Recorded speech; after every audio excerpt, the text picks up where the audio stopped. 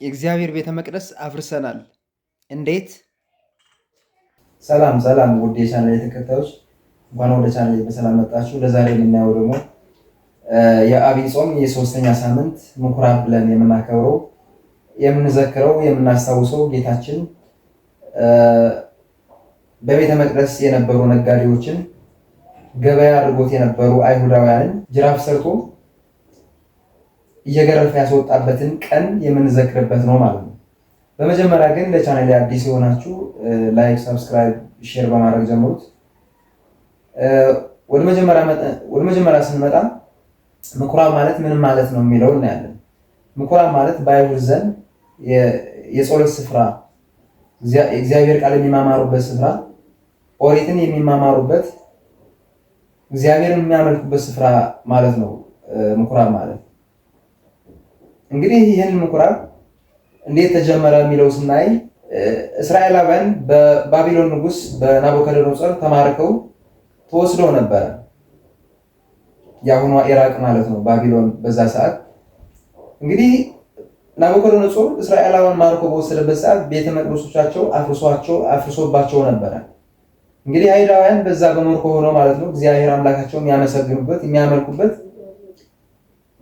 ምኩራብ ይሰሩ ነበረ። ከዛ ጀምሮ እንግዲህ የምኩራብ ነገር እየተስፋፋ መጥቷል ማለት ነው። ከዛ ከምርኮ በኋላም በሀገራቸው በእስራኤል መጥተው የተለያዩ የአምልኮ ስፍራ የተለያዩ ምኩራቦች እንደሰሩ መጽሐፍ ቅዱስ ይነግረናል። ጌታችንም በሰንበት ቀን በዛ በምኩራብ እየገባ ቃል ያስተምራቸው እንደነበረ በዛ የነበሩ ሕሙማን ይፈውስ እንደነበረ በሰፊው በሐዲስ ኪዳንም ተጽፎ እናነባለን ማለት ነው። እንግዲህ ወደ ዋናው ታሪኩ ስንመጣ በዚህ በዮሐንስ ወንጌል ምዕራፍ 2 ቁጥር 13 ጀምረን ስናነበው እስራኤላውያን አይሁዳውያን ከግብፅ ባርነት የወጡበት ቀን የሚያስታውሱበት ፋሲካ ብለው የሚጠሩት በዓል ተቃርቦ ነበረና ወደዚህ ፋሲካ ጌታችን መጣ ማለት ነው። ወደ ኢየሩሳሌም በመጣ ጊዜ እንግዲህ አንድ አሳዛኝ ነገር ገጠመው። ያንን የእግዚአብሔር ቤት ያንን ስሙ የሚመሰገንበት ያንን የሚመለክበት ስፍራ ገበያ ሆኖ አገኘው። በጎችም በሬዎችም እርግብም ገንዘብም የሚለዋወጡበት የገበያ ማዕከል ሆኖ ቆየው ማለት ነው። ጌታችን በዚህ ሰዓት ትዕግስት አጣ። ከዚህ በፊት ጌታችን አይሁድ ክፉ ነገር ሲያደርጉበት ምንም አልተናደደም፣ ምንም አልተቆጣቸውም። አይሁድ ሲሰድቡት ምንም አላላቸውም። አይሁድ በችንካር ሲቸነክሩት ምንም አላላቸውም። ይሁዳ በ30 ብር ሲሸጠው ምንም አላለም። አይሁዳውያን እርኩስ የሆነ መራቃቸው ወደፊቱ ሲተፉበት ምንም አላላቸውም።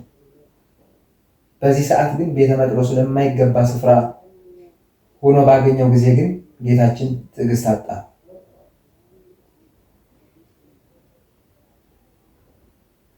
ያኔ ጅራፍ ሰርቶ ከብቶችን በጎችን እየገረፈ አስወጣቸው።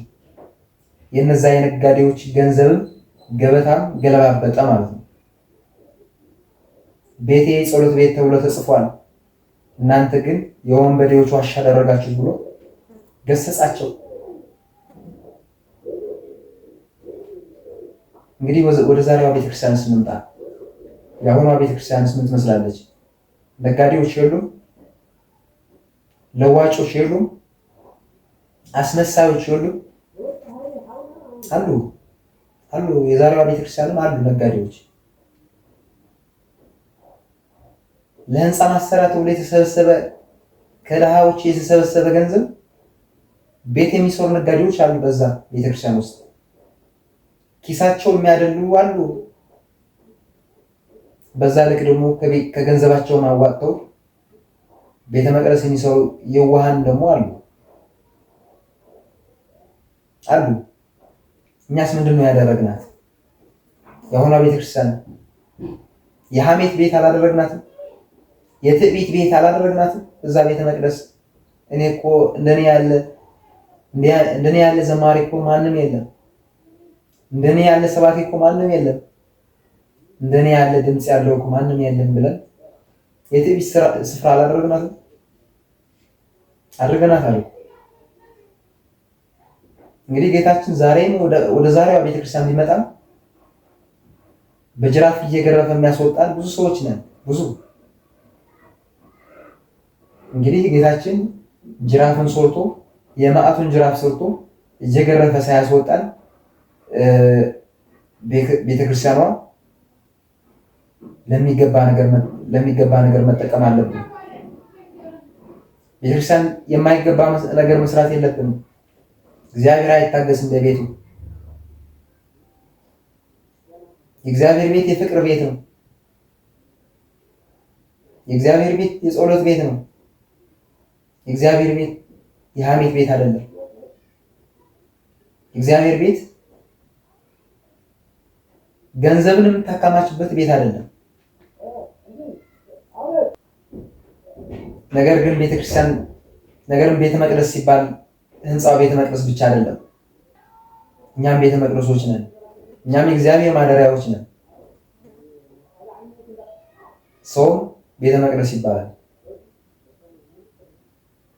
በዚህ በአንደኛ ቆሮንቶስ ምዕራፍ 3 ከቁጥር 16 እንዲህ ይላል፣ እናንተ የእግዚአብሔር ቤተ መቅደስ እንደሆናችሁ የእግዚአብሔር መንፈስ እንደሚኖርባችሁ አታውቁምን? ማንም የእግዚአብሔር ቤተ መቅደስ ቢያፈርስ እግዚአብሔር ያፈርሰዋል። የእግዚአብሔር ቤተ መቅደስ ቅዱስ ነውና ያውም እናንተ ናችሁ ነው የሚለው። አቤት እንዴት መታደል ነው! ያውም እናንተ ናችሁ ቤተ መቅደሱ። ስለዚህ ሰውም ክርስቲያንም የእግዚአብሔር ቤተ መቅደስ ይባላል። ይሄ ብቻ አይደለም። በዚህ በአንደኛ ቆሮንቶስ ምዕራፍ 6 ከቁጥር 19 ሰውም የእግዚአብሔር ቤተ መቅደስ እንደሆነ ይናገራል። እንግዲህ ይህንን ሰውነታችን ቤተ መቅደስ ከሆነ የእግዚአብሔር ማደሪያ ከሆነ የእግዚአብሔር መንፈስ ቅዱስ ማደሪያ ከሆነ አሁንስ ለምንድን ነው እየተጠቀምነው ያለው? ሰውነታችን ያንን ቤተ መቅደስ አላፈረስነው? በተለያየ ነገር እኮ አፍርሰነዋል። እግዚአብሔር ግን ያንን ቤተ መቅደስ የሚያፈርስ እግዚአብሔር ያፈርሰዋል ይላል። ያ ቤተ መቅደስ ተብሎ የተነገረን ሰውነታችን አንዳንዶቻችን በዝሙት አፍርሰነዋል። አንዳንዶቻችን በሐሜት፣ በጥላቻ፣ በክርክር፣ በትዕቢት፣ በምቀኝነት፣ በክፋት ለሰዎች ክፉ በማድረግ ቤተ መቅደሳችን አላፈረስም። ቤተ መቅደስ የተባለው ሰው ገድለን ሰውን በመግደል ያልተገባ ጥቅም ለማግኘት ያንን የሥላሴ ህንፃ ሰው አልገደልም። ያ እኮ ነው። እግዚአብሔር ግን በፍርድ ቀን ያንን እግዚአብሔር ቤተ መቅደስ ያፈረሰው ሰው ያፈርሰዋል ይላል። እንግዲህ እኛም ቤተ መቅደስ እንደመሆናችን መጠን ከኃጢአት ርቀን ለቤተ መቅደሱ የሚገባውን ንጽህና ይዘን ልንመላለስ ይገባል። በፍቅር፣ በትህትና፣ በመተጋገዝ፣ በመተሳሰብ፣ በትዕግስት ልንመላለስ ይገባል።